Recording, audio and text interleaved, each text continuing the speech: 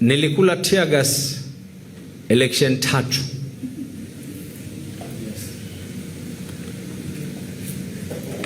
Election ya kwanza nilikula tear gas mimi nikisimama ubunge.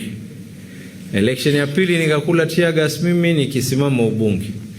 Hii election ya 3 nikiwa gavana, nikijaribu kuleta amani hapa katika nini, watu wawe na haki ya kuweza kuandamana. Hata nimesikia wengine wanataka kuandamana, na waambia best of luck, we protect you. Unlike you ulikuwa ukitoa amri ya kwa sisi tuweze kuuliwa, sisi tunasema wewe ukifanya maandamano uweze kulindwa. Si nimemsikia mmoja yule Gachagua juzi anaongea, anasema ya kwa atafanya maandamano.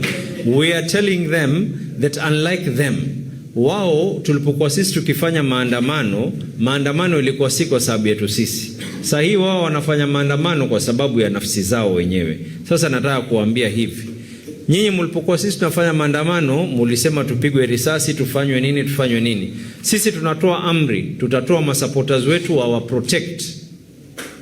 Kila mwana ODM ukiona maandamano inafanywa, wewe kama mwana ODM protect yule mtu ambaye kwamba, maana hata hatujui chama yao ni gani, sijui ile whatever it is, protect them, wafanye maandamano yao, wakimaliza maandamano waende nyumbani kwa amani. Sisi ni wale ambao kwamba tunaamini demokrasia na tunaamini katiba ya Kenya vile inavyoongea.